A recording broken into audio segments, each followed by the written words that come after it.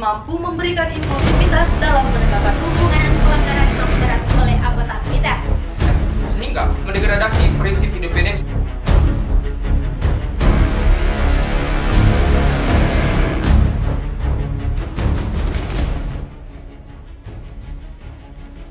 Assalamualaikum warahmatullahi wabarakatuh. Perkenalkan, saya Keisha Carolina Setiawan yang bertindak selaku pihak pro terhadap mosi perdebatan kita kali ini. Dewan juri yang terhormat, terdapat 3 alasan fundamental mengapa anggota militer yang melakukan pelanggaran HAM berat harus diadili melalui mekanisme pengadilan HAM, bukan pengadilan militer. Yaitu yang pertama, untuk menjaga independensi dan imparsialitas sistem peradilan dalam penanganan kasus pelanggaran HAM berat. Hal tersebut dikarenakan pengadilan militer syarat dengan konflik of interest karena terdapat relasi kuasa antara terdakwa dengan hakim dan auditor yang sama-sama berasal dari militer. Hal tersebut pada akhirnya akan mendegradasi prinsip nemo iudex in causa sua yang melarang adanya konflik of interest dalam sistem peradilan. Hal ini berbeda dengan pengadilan HAM Dewan Juri, sebab pengadilan HAM menggunakan hakim ad hoc, jaksa khusus, dan mekanisme yang lebih transparan dibandingkan pengadilan militer. Justifikasi tersebut dibuktikan oleh hasil survei Indikator Politik Indonesia yang menemukan sebanyak 64,5% responden yang menyatakan kurang percaya terhadap kemandirian pengadilan militer dalam menangani kasus pelanggaran HAM berat karena dinilai tertutup dan syarat akan konflik of interest. Yang kedua, original intent pembentukan pengadilan HAM ialah sebagai peradilan khusus dalam menyelesaikan pelanggaran HAM berat. Pasal 4 Undang-Undang Nomor 26 Tahun 2000 tentang Pengadilan HAM menyatakan bahwa pengadilan HAM bertugas dan berwenang memeriksa dan memutus perkara pelanggaran hak asasi manusia yang berat, di mana kewenangan pengadilan HAM tersebut berlaku kepada setiap orang yang melakukan pelanggaran HAM berat.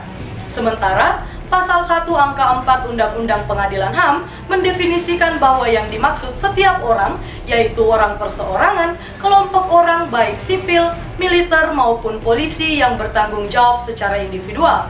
Artinya, anggota militer yang melakukan pelanggaran HAM berat termasuk objek kewenangan absolut dari Pengadilan HAM. Selain itu, Pasal 65 ayat 2 Undang-Undang TNI memberikan syarat limitatif bahwa pengadilan militer hanya mengadili tindak pidana militer. Sedangkan tindak pidana non-militer diadili menggunakan mekanisme peradilan umum. Perlu kami tekankan Dewan Juri bahwa pelanggaran HAM berat tidak termasuk tindak pidana militer, sehingga harus diadili menggunakan mekanisme peradilan umum yakni melalui pengadilan HAM.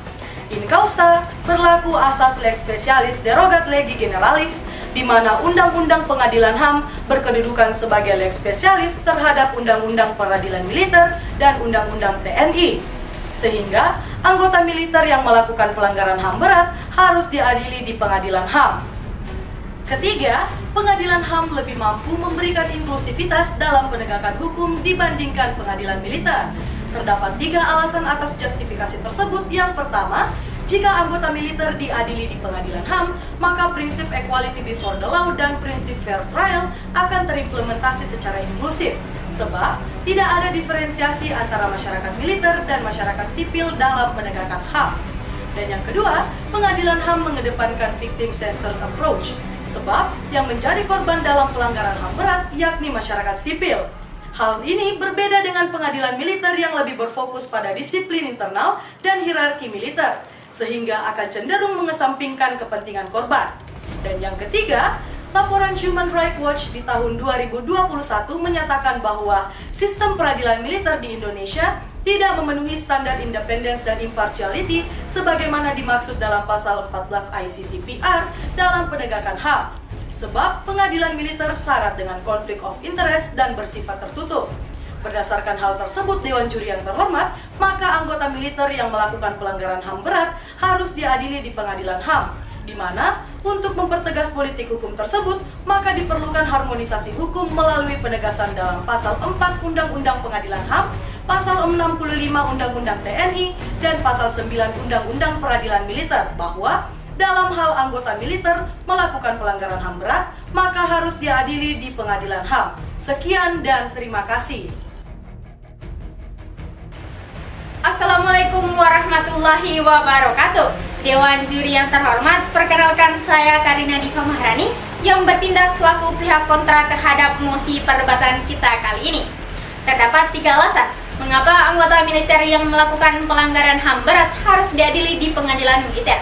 Pertama, pengadilan militer lebih mampu memberikan keadilan substantif dan keadilan prosedural dalam penanganan pelanggaran HAM berat oleh anggota militer. Hal tersebut dikarenakan hakim dan auditor dalam mekanisme peradilan militer berasal dari militer yang memiliki pemahaman yang mendalam tentang hukum militer, karakteristik militer, dan budaya organisasi militer. Michael Warsaw dalam bukunya yang berjudul Just and Unjust Wars menjelaskan bahwa tindakan seorang prajurit tidak bisa dinilai semata-mata berdasarkan hukum sipil, karena keputusan militer seringkali diambil dalam tekanan, risiko tinggi, kondisi mendesak, dan informasi terbatas. Konsepsi ini menghadirkan pendekatan dan perspektif militer dalam sistem peradilan, manakala terjadi pelanggaran HAM berat yang dilakukan oleh anggota militer. Oleh karena itu, keberadaan hakim dan auditor tidak bermaksud untuk menghadirkan konflik of interest, tetapi justru untuk memberikan proporsionalitas dan profesionalitas dalam penanganan pelanggaran HAM berat melalui kompetensi militer yang dimiliki. Kedua, secara yuridis formil, pengadilan militer sejatinya memiliki kewenangan absolut untuk menangani anggota militer yang melakukan pelanggaran HAM berat.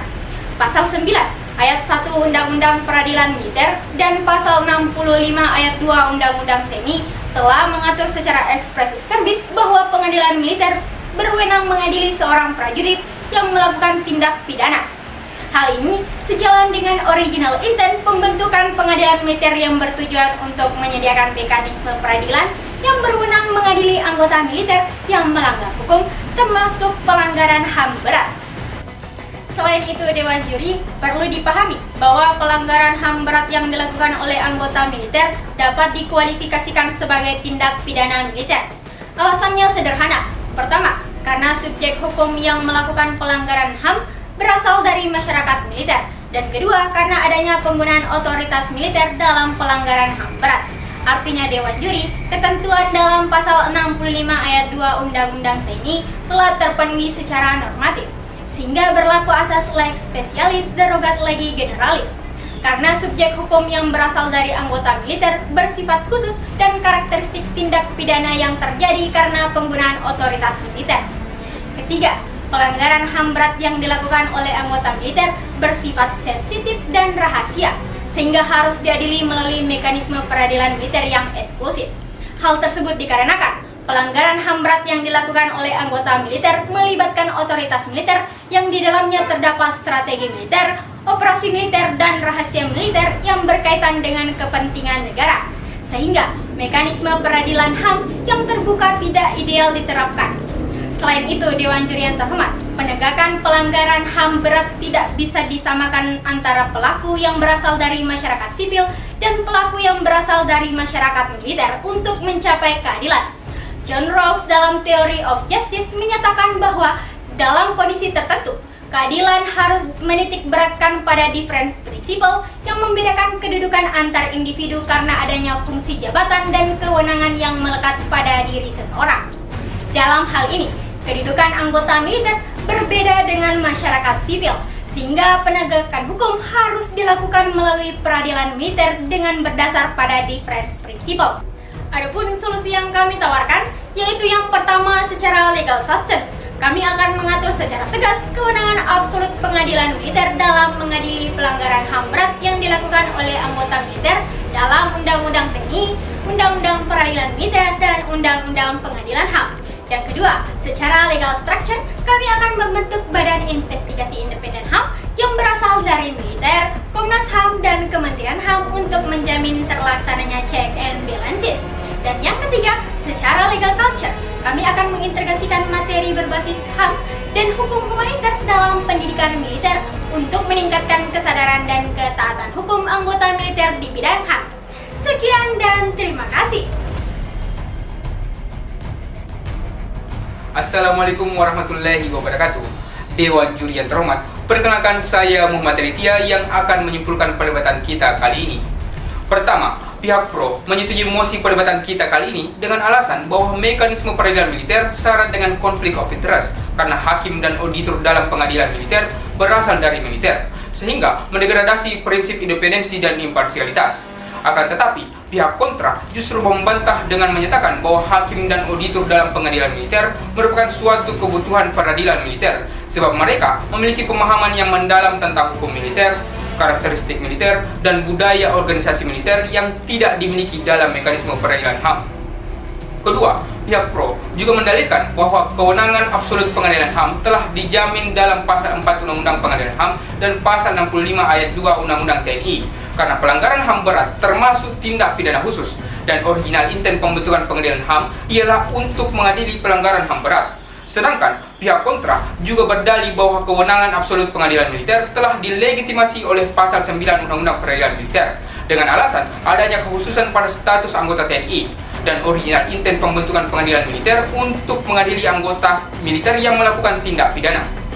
Ketiga, pihak pro juga mendalilkan bahwa pengadilan HAM lebih inklusif dibandingkan pengadilan militer sebab mampu menjamin pengimplementasian prinsip equality before the law, prinsip fair trial, victim-centered approach, dan prinsip transparansi.